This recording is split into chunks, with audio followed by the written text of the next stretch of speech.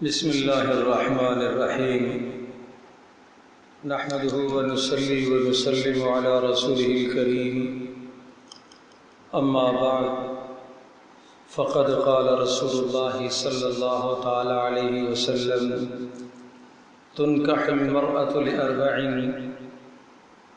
لمالها ولحسبها ولجمالها ولدينها فاظفر بذات الدین تربت یداک او کما قال علیہ الصلاۃ والسلام۔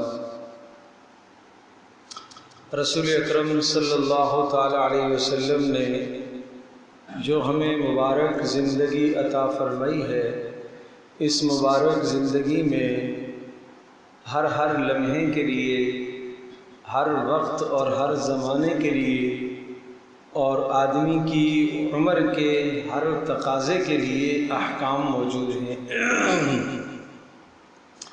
انسان کا بچپن کیسے ہو، لڑکپن کیسا ہو، جوانی کیسے گزارے، جوانی کے بعد ازدواجی زندگی سے منسلک ہونے کے لیے کیا کیا کرنا چاہیے، پھر ازدواجی زندگی کے بعد کس طرح سے وقت گزارے، ایک مرد ازدواجی زندگی میں کن اصولوں کو مد نظر رکھے اور ایک خاتون ازدواجی زندگی کو خوشگوار بنانے کے لیے کیا اصول اپنائے، پھر اس کے بعد اللہ پاک اولاد عطا فرمائے تو اس اولاد کو اس دنیا کا سب سے بڑا اور سب سے قیمتی سرمایہ بنانے کے لیے کیا محنت کی جائے، اور پھر اس اولاد کو مرنے کے بعد صدقہ جاریہ بنانے کے لیے کیا محنت کی جائے۔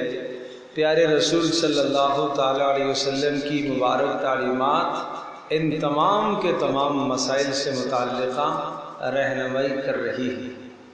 آپ کی تعلیمات مکمل طور پر آدمی کے لیے رہنما ہے۔ آج کی اس نشست میں پیارے رسول صلی اللہ تعالی علیہ وسلم کی مبارک احادیث میں سے ایک حدیث مبارکہ جس کے راوی حضرت ابو ہریرہ رضی اللہ تعالی عنہ ہیں، جس حدیث کو امام بخاری رحمۃ اللہ علیہ نے اپنی صحیح بخاری میں ذکر فرمایا ہے، اس حدیث کا ترجمہ اور اس کی مختصر تشریح عرض کرنی ہے۔ مبارک حدیث میں رسول اکرم صلی اللہ تعالی علیہ وسلم نے نکاح کے 4 معیار بتلائے، کن بنیادوں کو مد نظر رکھ کر کسی لڑکی سے نکاح کیا جاتا ہے۔ آپ اپنے بیٹے کے لیے رشتہ منتخب کرنا چاہتے ہیں تو اپنے بیٹے کے لیے جس لڑکی کا انتخاب کرتے ہیں وہاں کیا چیز دیکھی جائے؟ ایک ہے میری سوچ، ایک ہے آپ کی سوچ، ایک ہے خاندان کے بڑوں کی سوچ، اور ایک ہے پیارے رسول صلی اللہ تعالی علیہ وسلم کی سوچ۔ سب کے سب انسان کائنات کے سارے اولین آخرین سب انسانوں کی سوچ ایک طرف، محمد رسول اللہ صلی اللہ علیہ وسلم کی سوچ ایک طرف۔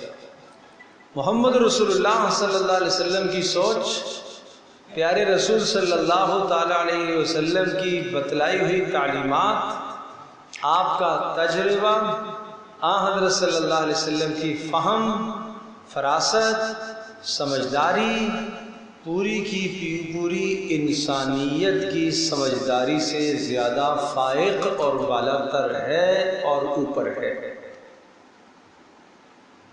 100% ہمیں آنکھوں سے ایک چیز نظر آ رہی ہے، مگر رسول اکرم صلی اللہ تعالی علیہ وسلم کا ارشاد دوسری طرف ہے۔ ہمیں 100% آنکھوں سے یہ شے کامیاب نظر آ رہی ہے، یہ راستہ بہتری کا نظر آ رہا، مگر رسول اکرم صلی اللہ تعالی علیہ وسلم کی سوچ دوسری طرف ہے۔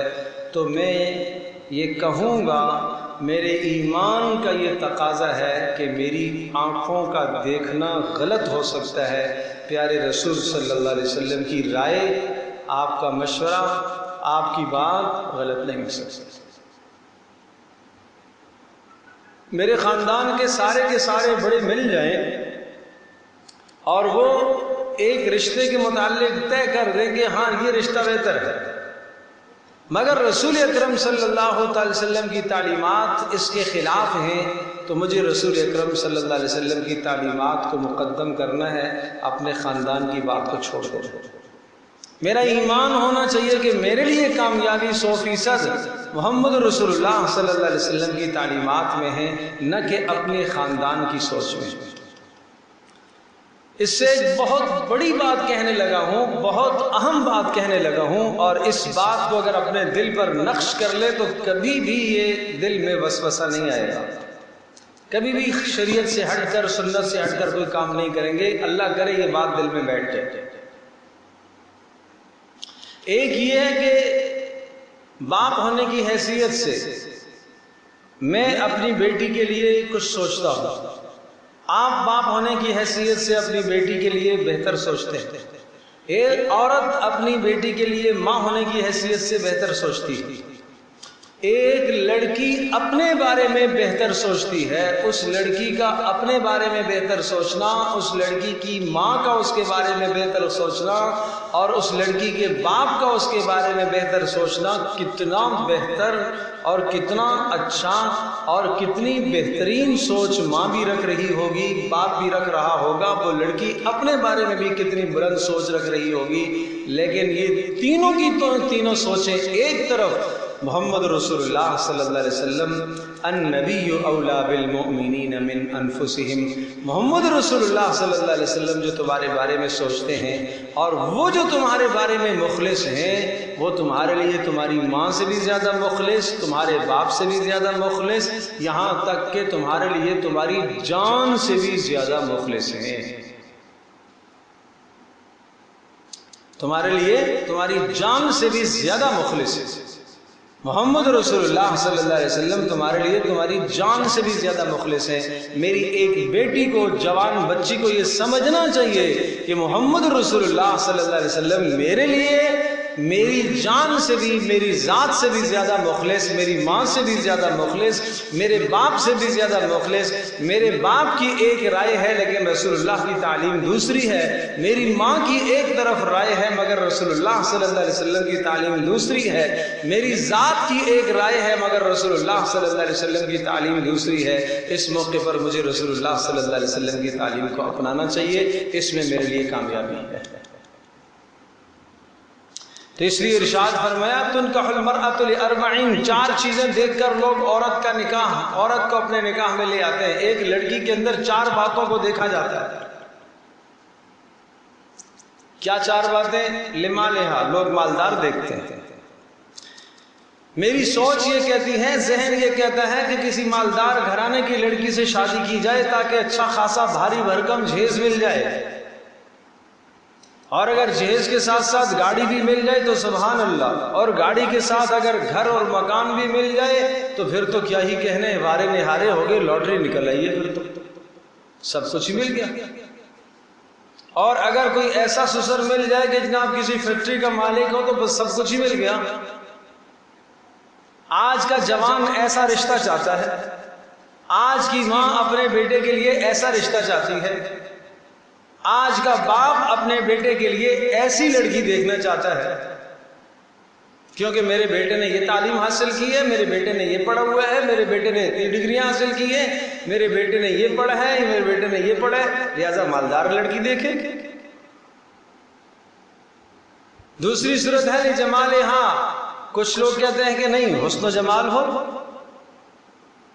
حسن کا پیکر ہو، حسن کا نمونہ ہو، اس جیسی پورے خاندان میں نہ ہو، ایسی جناب پری ہو، ایسی اس کی شکل ہو، ایسا اس کا حلیہ ہو، اتنا اس کا قد ہو، اتنا اس کا وزن ہو، ہر شے کو ناپ تول کر اپنے لڑکے کے لیے، اور دوسری لڑکیوں کو جب رشتے کے طور پر دیکھنے کے لیے جاتے ہیں تو وہاں پر مائیں بہنیں تبصرے کرتی ہیں اور دل خراش جملے بول کے آتی ہیں، نہیں جی اس کی تو ناک ٹھیک نہیں، اس کے تو بال ٹھیک نہیں، اس کی تو جناب جسم کی ساخت صحیح نہیں ہے۔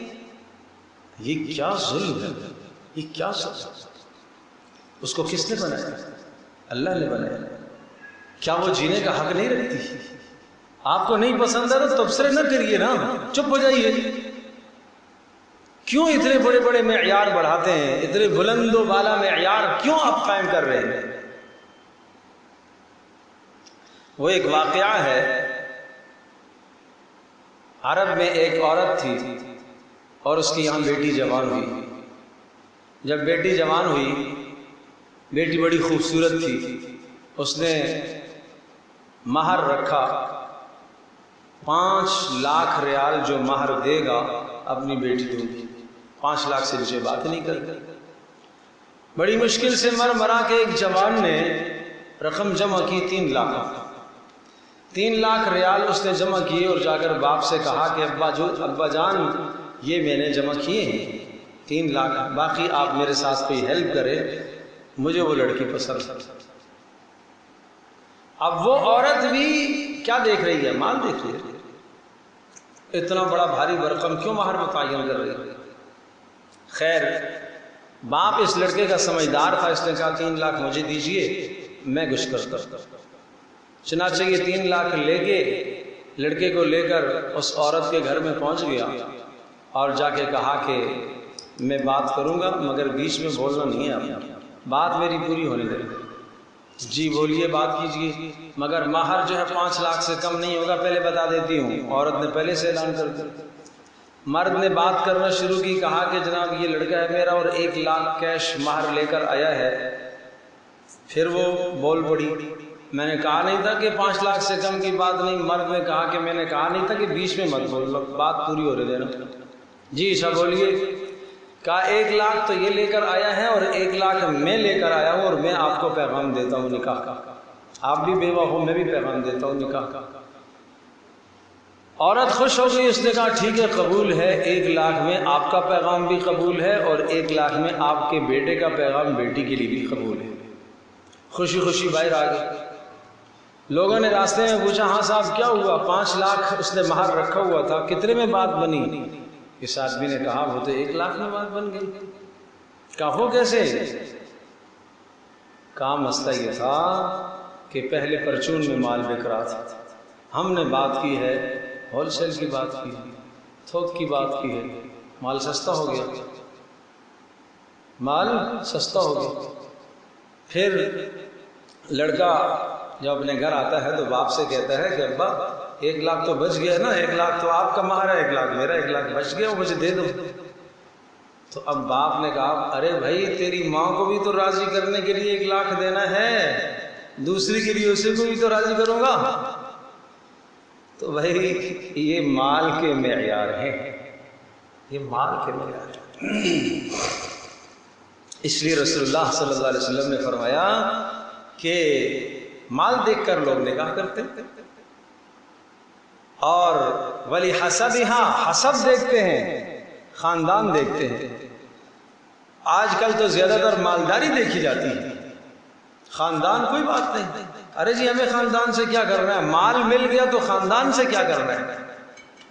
مگر پیارے رسول صلی اللہ تعالی علیہ وسلم نے بتلایا نہیں، مال کی بنیاد یہ بھی کچی بنیاد ہے، حسن و جمال یہ بنیاد بھی کچی ہے، حسب نسب اور خاندان اس کی بھی کوئی حیثیت نہیں، چونکہ مال بھی آنے جانے والی چیز ہے، ختم ہو جائے گا، حسن و جمال بھی ختم ہو جائے گا۔ 40 سال سے عمر متجاوز ہوگی، چہرے پر جھریاں پڑنا شروع ہو جائیں گی، بڑھاپا آ جائے گا، دانت ٹوٹ جائیں گے، سب حسن ختم، بالوں میں سفیدی آ گئی، ہاتھوں میں لڑکھڑاہٹ آ گئی، آنکھوں کی بینائی متاثر، کانوں کی سنوائی متاثر، حسن سارا ختم۔ حسب نسب کر کے کیا دے گا؟ حسب نسب کیا کر کے دے گا؟ رسول اللہ صلی اللہ تعالی علیہ وسلم کا ارشاد گرامی ہے کہ جس شخص کے عمل نے اس کو پیچھے کر دیا اس کو اس کا نسب آگے نہیں بڑھا سکتا۔ انسان حسب نسب سے آگے نہیں بڑھ پڑے،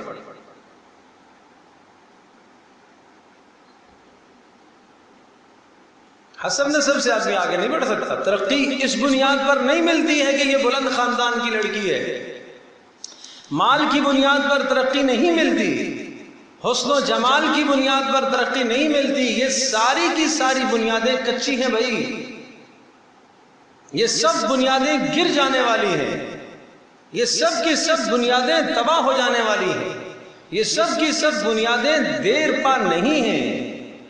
جیسے جیسے وقت گزرتا چلا جائے گا ان بنیادوں کو دیمک لگنا شروع ہو جائے گا۔ ایک بنیاد ایسی ہے ہر دن وہ مضبوط سے مضبوط تر ہوتی چلی جائے گی۔ آپ نے ارشاد فرمایا وَلِدِينِهَا، لوگ دین بھی دیکھتے ہیں، فَاظْفَرْ بِذَاتِ الدِّينِ تَرِبَتْ يَدَاكَ، کامیابی چاہتے ہو تو پھر دین دیکھ کر شادی کرو۔ کیا کہا؟ کامیابی چاہتے ہو تو پھر دین دیکھ کر شادی کرنا۔ آج کیوں اس حدیث پر عمل نہیں ہے؟ آج کیوں اس حدیث پر ایمان نہیں ہے کہ کامیابی چاہتے ہو تو پھر دین دیکھ کر شادی کرنا، پھر مال نہ دیکھنا، پھر حسن و جمال نہ دیکھنا، پھر حسب نسب نہ دیکھنا، کامیابی چاہتے ہو۔ ارے ہر ماں اپنے لڑکے کے لیے جو لڑکی لانا چاہتی ہے وہ یہ چاہتی ہے نا کہ میرا لڑکا کامیاب ہو جائے، ہر باپ یہ چاہتا ہے کہ میرا لڑکا کامیاب ہو جائے، تو پھر کیا ہے کامیابی کے لیے؟ فَاظْفَرْ بِذَاتِ الدِّينِ، دینداری کو اختیار کرو، تَرِبَتْ يَدَاكَ، اللہ اس پر تمہیں کامیابی عطا کرے گا۔ تمہارا جی مانے یا نہ مانے، تمہارے ہاتھ خاک آلود ہو جائیں، خاک میں مل جاؤ، تم مانو یا نہ مانو، تم تسلیم کرو یا نہ کرو، تمہاری عقل مانے یا نہ مانے، اللہ کے رسول صلی اللہ علیہ وسلم کا فیصلہ ہے کامیابی اس میں، کامیابی اس میں۔ آج عمریں کیوں ڈھل جاتی ہیں؟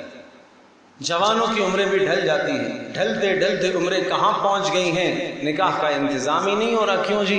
اس لیے کہ لڑکے نے خود بھی اپنے معیار اتنے بڑھائے ہوئے ہیں، ماں نے بھی معیار بلند کیے ہوئے ہیں، باپ نے بھی معیار بلند کیے ہوئے ہیں، لڑکی پسند نہیں آ رہی ہے، 10 رشتے دیکھ لیے، پسند نہیں آ رہی لڑکی،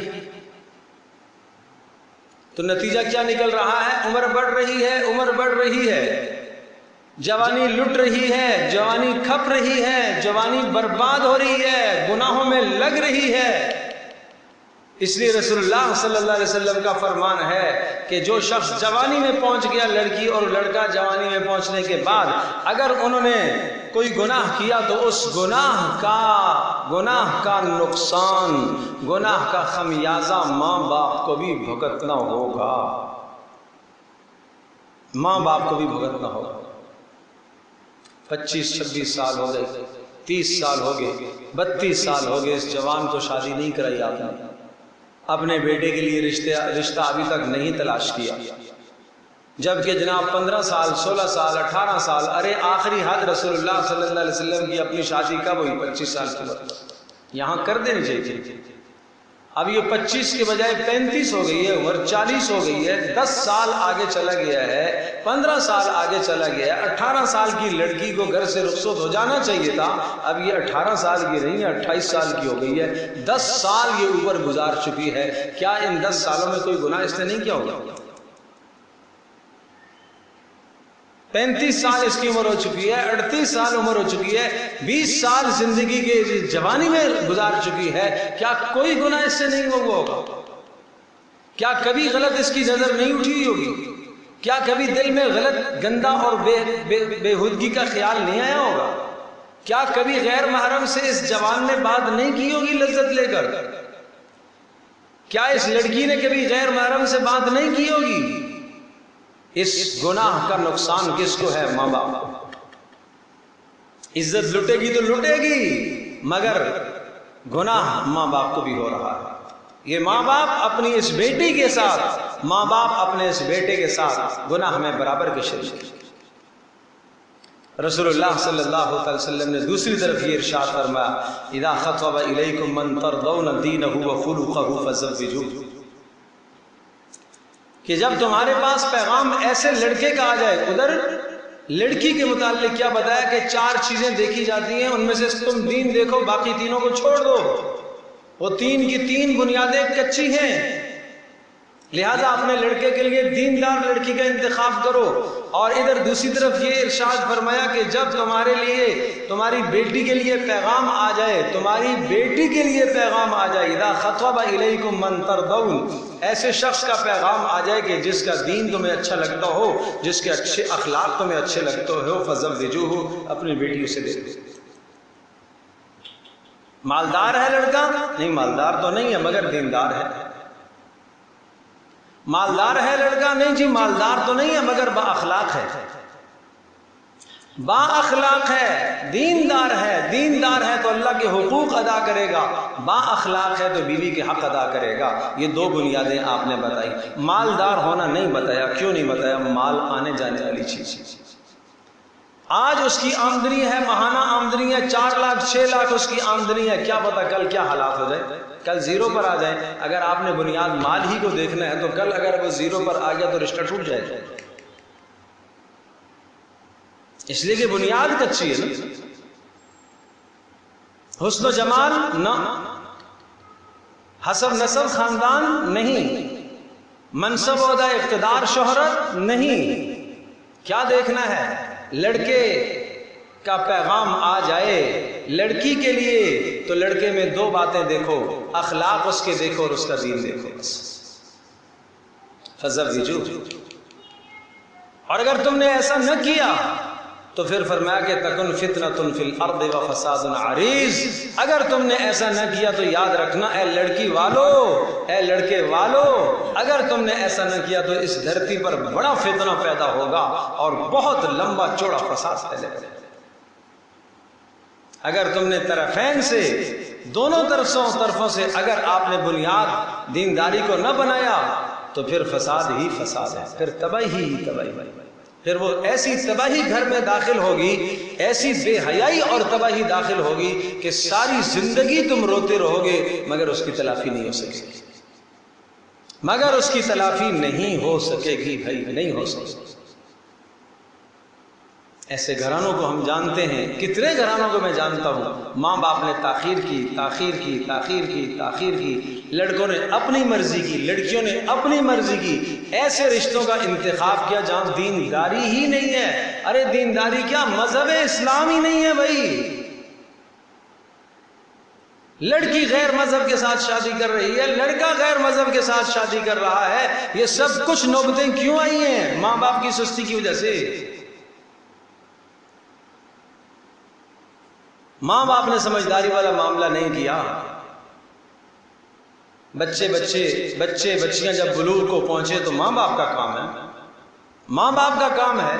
جیسے ماں باپ ضرورت سمجھتے ہیں بچوں کے لیے اور بچیوں کے لیے ضرورت سمجھتے ہیں کہ ان کی ضروریات کا انتظام ہو، تعلیم کا انتظام ہو، کھانے پینے کا انتظام ہو، رہائش کا انتظام سردی اور گرمی کے اعتبار سے، اسی طرح سے یہ بھی لڑکی اور لڑکے کی ضرورت ہے. یہ بھی ضرورت ہے. اور اس میں لڑکیوں کی عمریں ڈھل جاتی ہیں، کرتے جناب 30 سال ہو گئی، 35 سال ہو گئی، 40 سال ہو گئی، 45 سال ہو گئی. ارے اب تو کوئی رشتہ آ جائے کرنے کو تیار ہے، لیکن اب تو کہاں. یہ ظلم ہے، یہ زیادتیاں ہیں، یہ معاشرے میں ظلم ہو رہا ہے. وہ ماں باپ ظالم ہیں، وہ ماں باپ ظالم ہیں، وہ ماں باپ ظالم ہیں جو آتے ہوئے رشتوں کو ٹھکراتے ہیں. واویلا کرتی ہی لڑکیاں ایسا سننے میں آیا، واویلا کر رہی ہیں اللہ کے واسطے ہمارا رشتہ کرا دو، ہمارا رشتہ کرا دو. ارے لمبی باتیں مت دیکھو بھائی، ہمارا رشتہ کرا دو. ماں باپ کہتے ہیں ہماری ناک کٹ سے، ہماری تو ناک کٹ سے. اور ناک کی خاطر پھر دنیا سے رخصت تو ہو جائیں گے. اس کے بعد اپنی بیٹی کو کس کے سپرد کر کے جا رہے ہیں؟ بھابھی کے سپرد، بھائی کے سپرد. وہ اس طرح سے نگہداشت کرے گا جیسے آپ کرتے تھے؟ نہیں کر سکے گا. عورت اپنے گھر میں ہی اچھی لگتی ہے. تم ہزاروں محبتیں کر لو اپنی بیٹی سے، بھائی ہزاروں محبتیں کر لے اپنی بہن سے، کر لو جتنی محبتیں کرنی ہیں کر لو. مگر رسول اللہ صلی اللہ علیہ وسلم کا فرمان ہے سب سے مستحکم اور مضبوط ترین محبت جو میں نے دیکھی ہے، فرمایا وہ میاں بیوی میں دیکھی، میاں بیوی میں دیکھی. ایسی مضبوط محبت اللہ کی رضا کے لیے، اللہ کی خوشنودی کے لیے. یہ دونوں آپس میں جڑے ہیں، ایک الگ خاندان کا دوسرا الگ خاندان کا۔ اللہ نے اس محبت کو کیسے بیان فرمایا؟ وَمِنْ آيَاتِهِ أَنْ خَلَقَ لَكُم مِّنْ أَنفُسِكُمْ أَزْوَاجًا لِتَسْكُنُوا إِلَيْهَا وَجَعَلَ بَيْنَكُم مَّوَدَّةً وَرَحْمَةً إِنَّ فِي ذَلِكَ لَآيَاتٍ لِقَوْمٍ يَتَفَكَّرُونَ۔ کسی محبت کو اللہ نے نشانی نہیں قرار دیا اپنی قدرت کا، لیکن یہ میاں بیوی کی محبت کو اپنی قدرت کی نشانی قرار دیا۔ وَجَعَلَ بَيْنَكُم مَّوَدَّةً، میاں بیوی کے درمیان میں ہم نے مودت محبت کو ڈالا ہے، ورحمہ، اور دونوں میں ہر ایک کے دل میں دوسرے کے لیے شفقت اور پیار ڈالا ہے۔ کہا یہ اللہ کی رحمت کی نشانی ہے، یہ اللہ کی قدرت کی نشانی ہے۔ اور جتنا یہ رشتہ استوار ہوگا، محبت بھرا رشتہ ہوگا، آگے اولاد نیک بنے گی، اولادیں اچھی پروان چڑھے گی۔ تو اس لیے میں درخواست کرتا ہوں جو حضرات یہاں تشریف فرمائے ہیں، جو مائیں بہنیں میری یہاں تشریف فرمائے ہیں، اور اس مجلس میں آج کی مجلس کا تقاضا یہ ہے کہ اٹھ کر اس معاملے میں فکر کریں۔ اگر لڑکے جوان ہیں تو فکر کریں، اگر لڑکیاں گھر میں جوان ہیں تو فکر کریں۔ ڈھیر ہیں رشتوں کے، پھر طلاقیں کیوں واقع ہوتی ہیں؟ یہ جمعرات کو جو میرا بیان ہے وہ تو یہ مضمون ہمارا چل رہا تھا کہ معاشرے میں طلاق کی شرح کیوں زیادہ ہو رہی ہے آج۔ گزشتہ سے یہ جمعرات جو گزری، اس سے گزشتہ جمعرات کو دو اسباب ہم نے ذکر کیے تھے، اور وہ بڑا اہم بیان ہے، وہ سننے کا ہے، وہ بڑا اہم بیان ہے۔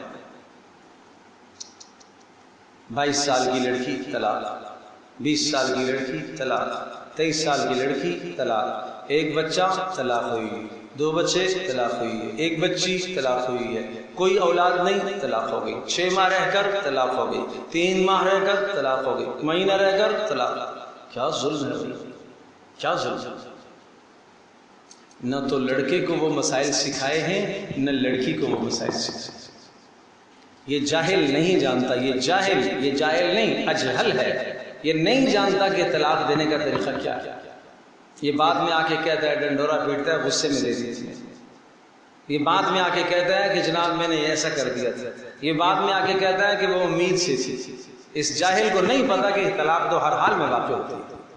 اس کو سیکھنا چاہیے تھا، اسے باپ کو سکھانا چاہیے تھا کہ بھائی تو لڑکی کسی کی گھر میں لے کر آ رہا ہے، شادی کے مسائل تو سیکھ، احکام تو شادی کے سیکھ۔ ماں کو سکھانا چاہیے تھی نا بیٹی کے لیے کہ بیٹی تو دوسرے کے گھر میں جائے گی، کس حد تک تجھے سمجھوتا کرنا ہے، کہاں تک تجھے سمجھوتا کر لینا ہے، کب تجھے طلاق کا مطالبہ کرنے کی گنجائش ہے اور کب تجھے خلا کا مطالبہ کرنے کی گنجائش ہے۔ ذرا سی بات پر تو خلا کا مطالبہ کر بیٹھتی ہے، طلاق کا مطالبہ کر بیٹھتی ہے، اور یہ کہتی ہے مجھے طلاق دے دو، وہ بھی کہتے ہیں جاؤ طلاق دے دی، ہو گئی بس۔ نہ اس کو پتا ہے، نہ اس کو پتا ہے، نہ اس بے وقوف کو پتا ہے کہ جناب اگر وہ ایک لفظ بول دے گا تو میں فارغ ہو جاؤں گی، اور نہ اسے پتا ہے کہ یہ لفظ اگر میرے منہ سے نکل گیا تو میں یہ فارغ کر دوں گا اس کو۔ اسے نہیں معلوم ابغض المباحات الی اللہ عند اللہ الطلاق، جو جائز کام ہے ان جائز کاموں میں سب سے بدترین کام طلاق ہے۔ اللہ تعالیٰ تو نہیں چاہتا خاندان کا ٹوٹ، اللہ تعالیٰ تو نہیں چاہتا خاندان کا شرازہ بکھر جائے۔ یہ ہماری بے دینی ہے، یہ ہماری جہالت ہے، یہ ہمارے احکام کا نہ جاننا ہے، احکام کو نہ سمجھنا ہے، تب یہ نوبتیں پیش آتی ہیں بھائی۔ تو اس لیے آج کی مجلس میں یہ طے کر کے اٹھیں کہ اگر ہمارے گھر میں بیٹی ہے تو ہم فوری اس کے رشتے کا انتظام کریں، اگر وہ مطلقہ ہے تب بھی انتظام کریں، شوہر کا انتقال ہوا ہے تب بھی انتظام کریں، پہل کرنے میں کوئی مذائقہ نہیں۔ عمر رضی اللہ تعالی عنہ بیٹی بیوہ ہو گئی، خود تشریف لے گئے، خود پہل کر رہے ہیں، خود بکر صدیق رضی اللہ عنہ سے پوچھ رہے ہیں، عثمان ذو النورین رضی اللہ تعالی سے پوچھ رہے ہیں، خود پوچھ رہے ہیں۔ کیا مذائقہ ہے بھائی؟ ضرورت ایک عورت کو ضرورت، ایک مرد کو ضرورت ہے۔ تو اس لیے اس معاملے میں آدمی کو بہت ہوشیاری سے، سمجھداری سے کام لینا چاہیے، اور ماں باپ کو بھی بہت خیال سے کام لینا چاہیے، رشتوں کو نہ ٹھکرایا کرو، بڑی باتیں نہ کیا کرو، بس دینداری دینداری دینداری دونوں طرف سے۔ آپ نے فرمایا عورت کا مال دیکھا جاتا ہے، حسن و جمال دیکھا جاتا ہے، خاندان دیکھا جاتا ہے، تم دین دیکھنا، کامیاب ہو جاؤ۔ ہم کہتے ہیں کہ مال دیکھیں گے کامیاب ہو جائیں گے، اور اللہ کے نبی فرما رہے ہیں تم دین دیکھنا تو کامیاب ہو جاؤ گے۔ ہماری سوچیں غلط ہو سکتی ہیں، اللہ کے نبی کی سوچ غلط نہیں ہو سکتی۔ اور اگر ہم چاہتے ہیں کہ لڑکے میں یہ صفات ہو، اتنا کماتا ہو، لیکن اللہ کے نبی صلی اللہ علیہ وسلم نے فرمایا ایسا پیغام آ جائے کہ جس کا دین اچھا اور اخلاق اچھے ہوں، آپ نے مال کی بات ہی نہیں کی، ٹھیک شادی کر دیں، اللہ برکت دے دے۔ ادھر قرآن کریم میں کیا ارشاد فرمایا؟ وَأَنكِحُوا الْأَيَامَ مِنكُمْ وَالصَّالِحِينَ مِنْ عِبَادِكُمْ وَإِمَائِكُمْ، بے نکاحوں کے نکاح کراؤ اے سرپرستو، اے ماؤ نکاح کراؤ۔ اے اللہ فقیر ہیں، ان یکونوا فقراء یغنیہم اللہ من فضلہ، اگر فقیر ہے تو اللہ اپنے فضل سے انہیں غنی کرے گا۔ اللہ کا وعدہ ہے، اللہ غنی کرے گا، اس وعدے پر ایمان رکھو۔ کوئی آدمی کہتا ہے ٹھیک ہے بھائی آپ اپنے بیٹے کی شادی کراؤ، بیٹی کی شادی کراؤ، سارا خرچہ میں برداشت کروں گا، فلاں نے ذمہ داری لے لی ہے، یقین ہو جاتا ہے۔ اللہ کہہ رہا ہے میں ذمہ داری اٹھا رہا ہوں، ان یکونوا فقراء، اگر فقیر ہے تو میں غنی کروں گا۔ تو اللہ کی بات پر کیوں ایمان نہیں؟ اللہ پاک مجھے بھی آپ کو ہم سب کو عمل کی توفیق عطا فرمائے۔ وآخر دعوانا الحمدللہ رب العالمین، الحمدللہ رب العالمین، والصلاة والسلام علی سید الانبیاء والمرسلین وعلی آلہ وصحبہ امتی اجمعین۔